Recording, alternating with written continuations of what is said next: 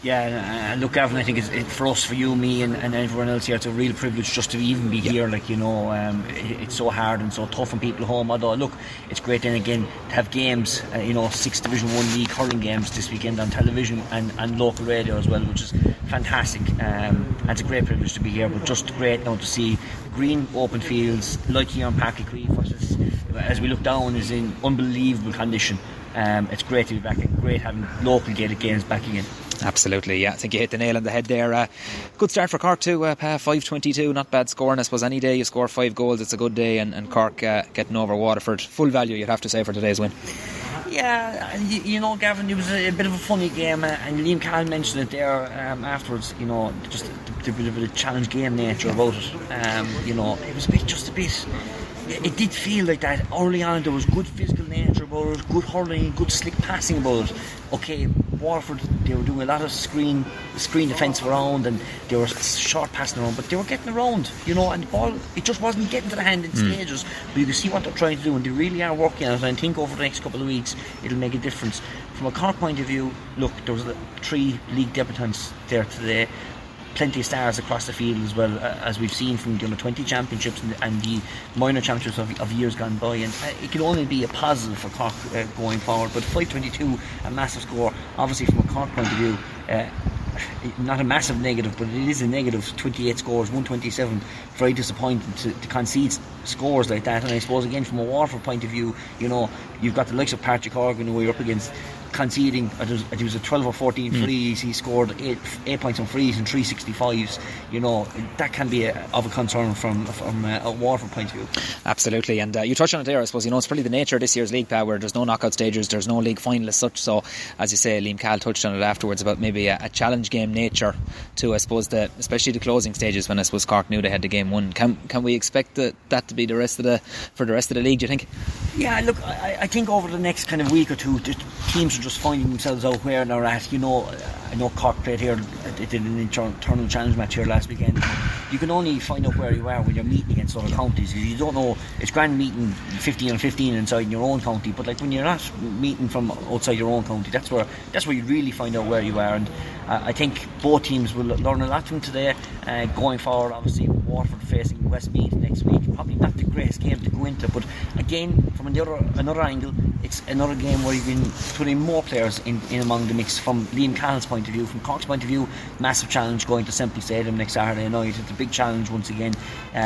Last night they really put it up against Limerick, but Cork, I think they're up for the challenge. They seem to be really happy themselves. They're really hard working at the moment, and look, from a Cork point of view and from a Waterford point of view, in fairness, you'd hope that they'd get going over the next 2 league games, and going into the final 2 league games is obviously where the most important points, because you're trying to ace that championship team down to a fine art. Yeah, and I suppose that's what it's about at the end of the day, and I think that both managers are Liam Cahill and Jim Sullivan hinted at there. At the end of the day, I suppose it's about championship, and I suppose being right for that Munster quarter-final, Munster semi-final, isn't it? Absolutely, and like the first game, Waterford facing against Clare, it's obviously a massive game, a quarter-final, because if you lose, you're into a first round of an All-Ireland series, and it's a long way around to be going around, shooting guns around the barrel. Cork themselves don't have an easy draw either at the other side against Limerick, so both sides will take obviously positives to take out today. There'll be a lot of things to work on as well, Gavin, and it's not a long way around the corner. I suppose this league, okay, we know there's no league finals, there's no major prize at the end, but you're still trying to work towards that aim goal to win Liam McCarthy at the end of the year. Absolutely, 112 to 8 points. Cork in front at half time. Of course, Robbie O'Flynn with a brilliant goal, blistering finish, great team move. Cork had a lot of that play today, off the shoulder running, their touch, they seem sharp all over the field. Yeah, and that's probably the one thing Cork will take definitely out of the game, and the move really started off by Shams Harney picking the ball on the left wing, and Tim O'Mahony made a 60-yard diagonal across the field run to pick up the ball off Hardy, and then running onto it, Darragh Fitzgibbon. Look, Fitzgibbon will run up and down the field all day for you, whether it's Charleville or Cork, it doesn't matter. And superbly finished by Robbie O'Flynn. Robbie has been a player for Cork who's been on the cusp of things, just hitting the crossbar, was blighted by injury injury as well. Great to see him getting on the end of a superb move. It certainly was, finished with aplomb. And in fairness to Waterford, battled well in the first half. Austin Gleeson showed glimpses of what he was doing towards the end of last year. Fife in play. Stephen Bennett again, ace marksman again this afternoon for Waterford. So as Liam Cahill said, despite defeat, scoring 127, a few green shoots from today's performance. Yeah, and take the final 2 goals away from Alan Connolly. Before that, up to the red card of Caleb Lyons, Waterford were well in the game. They were in for long stages, and Stephen Bennett kept them ticking over, whether it was from place ball or from open play. Kieran Bennett getting 3 scores down the left wing as well, 2 absolutely sublime scores from 65 yards out.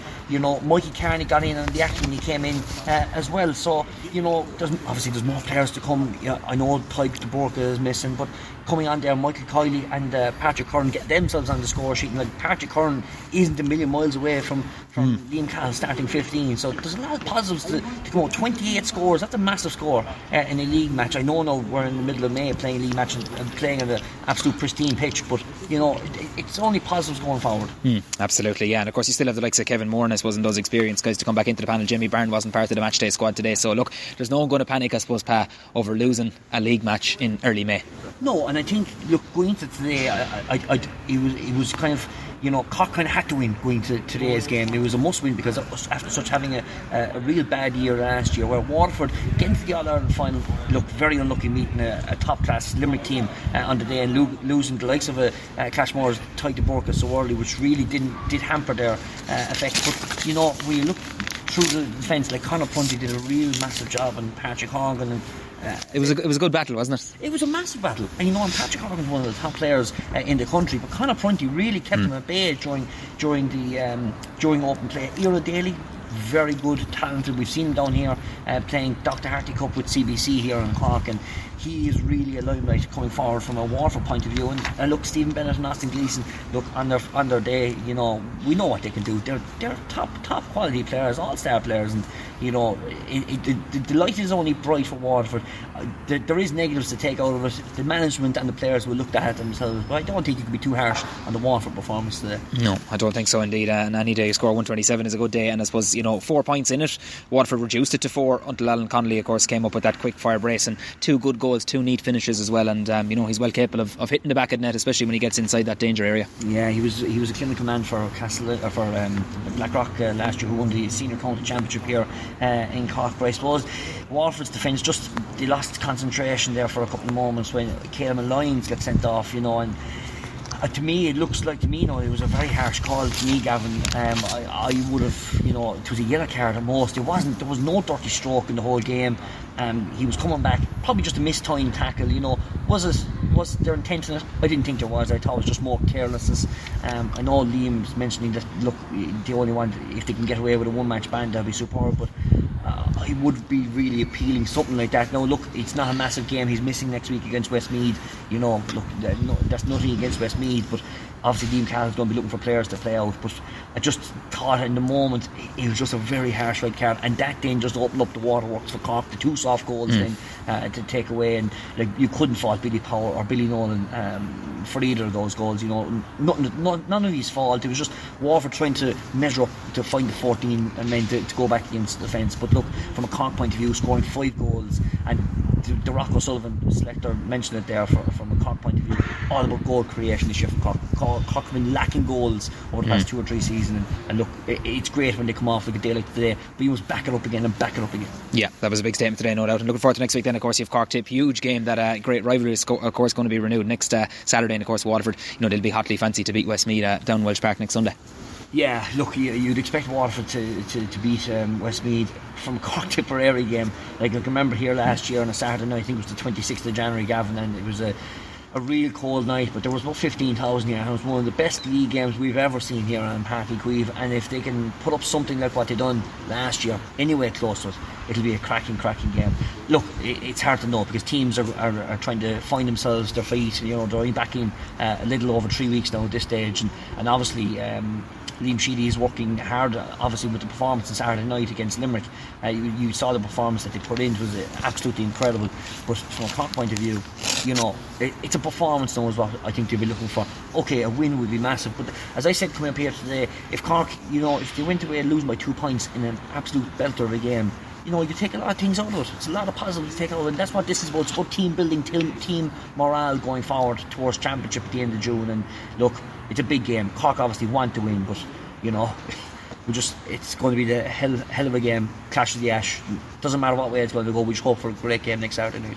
Bring it on, indeed. Well, it's great to be back, great to be here, great to see you as well, Pam Mulcahy. Many thanks. Chat to you soon. Cheers, Gavin. Mind yourself.